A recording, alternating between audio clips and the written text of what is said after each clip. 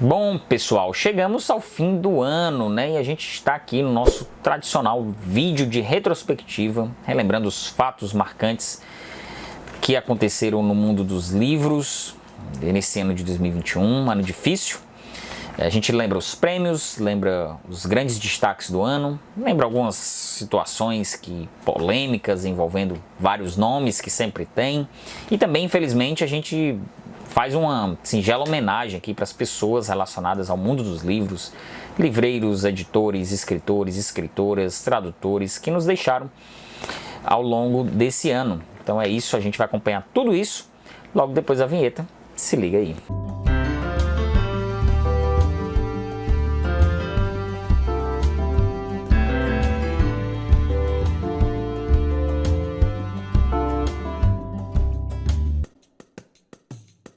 Bom, se você chegou até aqui, eu vou pedindo para você se inscrever, porque estando inscrito você acompanha as novidades que a gente lança aqui no canal. Tem sempre conteúdo novo, você pode acompanhar.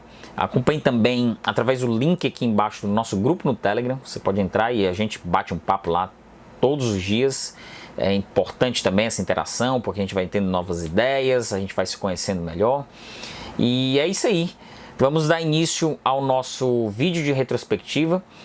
Eu não vou citar a palavra que a gente tem falado muito sobre a origem do vírus, nome de vírus, não vou falar disso, porque o algoritmo derrubou o meu vídeo do ano passado, porque eu falei dessa situação. Então eu vou sempre deixar entre linhas, a gente tem que ir driblando o algoritmo aqui para não ser derrubado, porque ele acha que a gente está fazendo alguma coisa que viola as regras, né? Mas na realidade, em vídeo de político aí que faz live toda quinta-feira, que fica aí uma ruma de mentira, um monte de mentira, que fica no ar aí, e enquanto o nosso vídeo de informação aqui, de registro de memória do ano, eles derrubam. Mas enfim, isso é um detalhe técnico que eu estou compartilhando para vocês.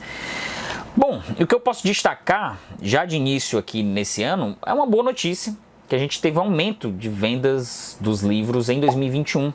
2020 houve uma queda bastante considerável na vendagem dos livros, no número total de faturamento das editoras, e houve um crescimento esse ano de 31% no valor global, no valor total de 2021. Claro, como a gente teve uma queda muito grande, a gente está num momento ainda de recuperação desse número de vendas. Mas a quantidade de livros vendidos aumentou em comparação com 2019, antes desses acontecimentos que a gente está vivendo. Então, isso é um bom indicativo, porque a gente está recuperando não só a queda do ano passado, mas lá para o mundo antes desse problema, que eu vou evitar falar um nome. Então a gente tem essa boa notícia importante do ano. Esses dados, por exemplo, desse aumento de 31%, ele é até novembro, certo? Ele é sempre considerado até novembro, e dezembro entra para a contagem do próximo ano, mas a gente já tem um bom indicativo nisso aí. Justamente nesse período de festas de Natal, fim de ano, as pessoas estão consumindo mais e também consomem mais livros, então é um indicativo de que 2022 possa crescer esse número. Em contrapartida, também os e-commerce se destacaram na venda de livro. A Amazon e Submarino tiveram um aumento na sua participação de mercado. 24,8% das vendas das editoras estão vindo através dessas duas marcas. Eu considerava até que a Magazine Luiza fosse destacar um pouquinho mais, mas a Amazon e Submarino foram bem mais agressivas nas suas promoções de Black Friday, esse tipo de promoção que o comércio marca, né? Tem a data de marca, férias, enfim, tem sempre tem sempre o comércio sempre inventa uma nova data para poder aquecer o mercado, e a Amazon e Submarino se destacaram nisso, aproveitando uma vacância de outras marcas que se destacavam em anos anteriores, como a Saraiva e a Cultura, que a gente sabe que as duas marcas estão em recuperação judicial desde 2018. Ao mesmo tempo, ao passo que esse ano a gente teve uma ascensão de novas livrarias, livrarias de bairro, livrarias online, como a Dois Pontos, por exemplo, mas a gente teve Megafauna, Gato Sem Rabo, a Dois Pontos, que é uma livraria virtual. A gente teve um destaque, vamos dizer assim, ampliação das lojas da leitura, da Travessa. Isso eu acho muito pouco, ainda muito pouco, a gente falar de uma livraria de bairro lá de São Paulo como algo assim que está sendo relevante, notícia relevante. Mas para a nossa realidade, infelizmente para o mercado dos livros, isso tem que ser celebrado, esse pouquinho é celebrado. E também eu destaco que está muito no Sudeste, né? Muito em São Paulo, né? A Gato Sem Rabo, por exemplo, é uma livraria que vende somente livros de mulheres, autoras mulheres, e isso não se colocaria, não caberia nesse formato em outras cidades. Só uma cidade como São Paulo suporta a manutenção de um comércio assim. Mas é um motivo para a gente festejar, sim, óbvio, porque tem que haver uma resistência. Eu destaco isso aqui sempre. Eu produzo um material especial para livreiros de rua, de sebos, de livros usados, pequenas livrarias, justamente em contraposição à agressividade dessas grandes marcas que eu citei há pouco, porque daqui a pouco a gente não vai ter mais nada, né, na rua, né? A gente vai ter farmácia e posto de gasolina. Então realmente é necessário esse destaque a essas livrarias de rua, de pequenos comerciantes que estão, de certa forma, apesar de serem poucas lojas, não tanto quanto a leitura, por exemplo, que vai chegar à sua loja de número 100 no próximo ano. E aí a gente fica com aquela interrogação, bom, até onde a leitura vai, né? Será que a leitura vai ser uma empresa, uma nova Saraiva, por exemplo? Tomara que não. Mas a gente destaca essas movimentações de livrarias de rua que eu acho sempre muito importante. E mais dois pontos que eu destaco envolvendo a questão do mercado editorial, que foi a volta daquele debate da taxação dos livros. O governo voltou, o ministro Paulo Guedes voltou a falar de taxação dos livros, argumentando que livro era um artigo de luxo e que, como um artigo de luxo, ele estava fazendo um equilíbrio social em aumentar a taxação dos livros, né? O governo ia fazer uma reforma tributária, trocando PIS e COFINS, e ia tirar a imunidade tributária dos livros. Então isso, além dos custos editoriais que estão mais altos, o papel está mais caro, a produção da feitura do livro está mais cara para as editoras, ainda voltou-se essa ameaça de privatização dos Correios e essa taxação dos livros. Então isso são pontos que foi bastante discutido ao longo do ano. Houve uma movimentação de associações, sindicatos e as editoras de se oporem a essas medidas, e por enquanto elas deram arrefecida, mas são eternas ameaças até entrar um novo governo que tem uma outra visão cultural, educacional diferente desse que nós temos hoje, que reconhecidamente não trabalha em prol da cultura. E isso a gente pode dizer com toda certeza.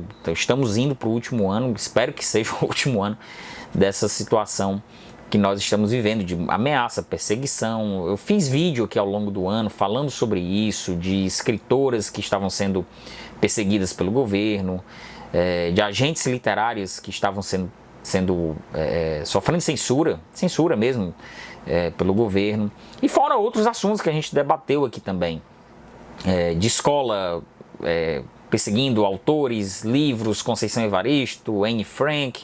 Então a gente tem vários pequenos, vamos dizer assim, pequenas notícias que não ganharam grande repercussão nacional, mas que são as ameaças de sempre, que a gente já conhece, que a gente já destacou aqui no canal, que a gente por muitas vezes a gente fica cansado de falar sobre esse assunto, mas é necessário a gente sempre bater nessa tecla e sempre fazer a denúncia quando surgir uma ameaça como essa. E também tivemos, vejam só, um protagonismo da Academia Brasileira de Letras, a tão reunião de escritores brasileiros que compõem a academia, que sempre acusada de elitismo, de estar longe dos olhos da sociedade. Esse ano a gente ficou focado muito na Academia Brasileira de Letras, porque houve a a entrada da Fernanda Montenegro, que é uma atriz, e do Gilberto Gil, que é um músico, como membros imortais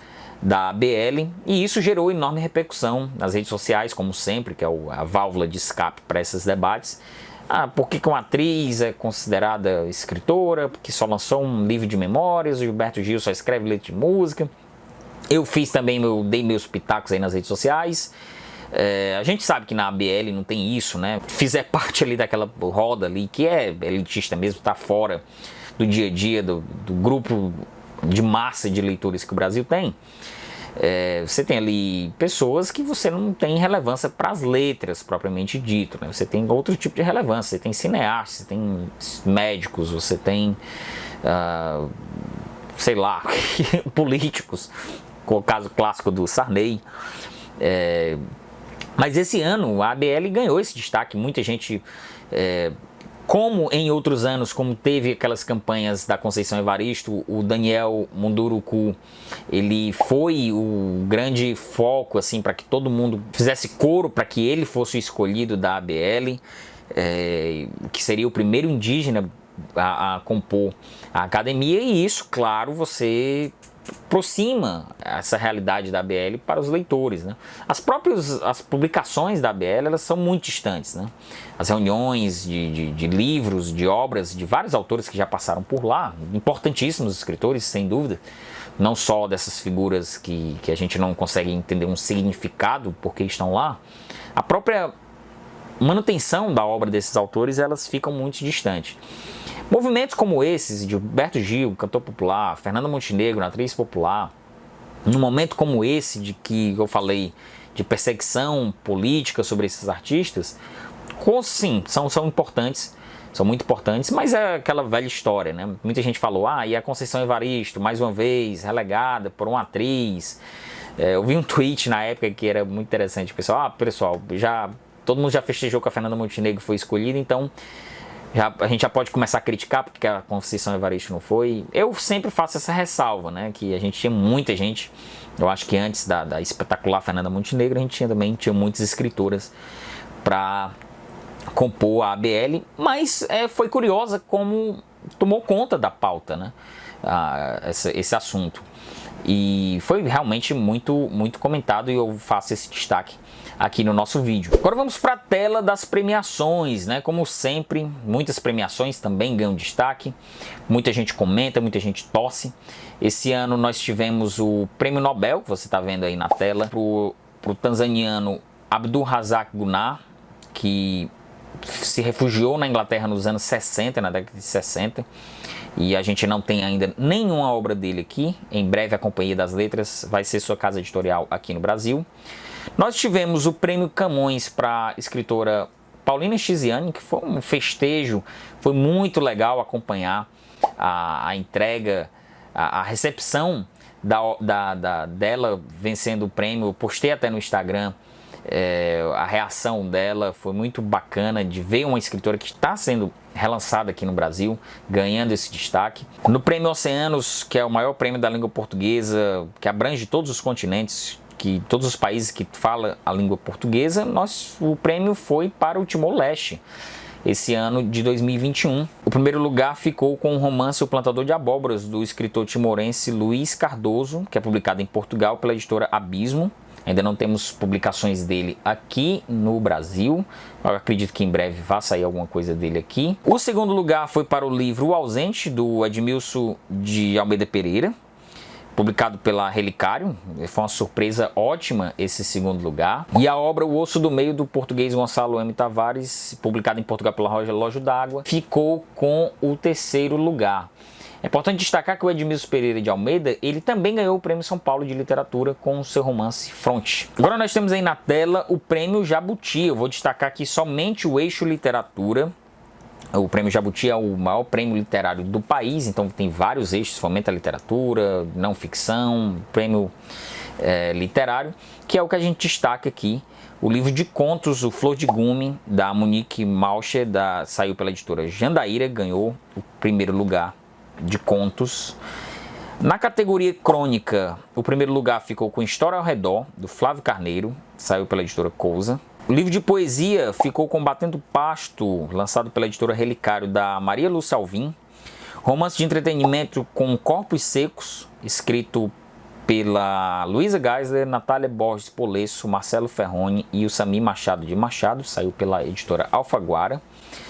Romance literário saiu pelo Avesso da Pele, do Jefferson Tenório, pela editora Companhia das Letras. E o romance do ano, o livro do ano, aliás, foi o vencedor também da categoria de livro infantil, levou o primeiro lugar o Sagatriz Suinorana, é um trava-língua, do João Luiz Guimarães e do Nelson Cruz, do Ozé, saiu pela Ozé Editora.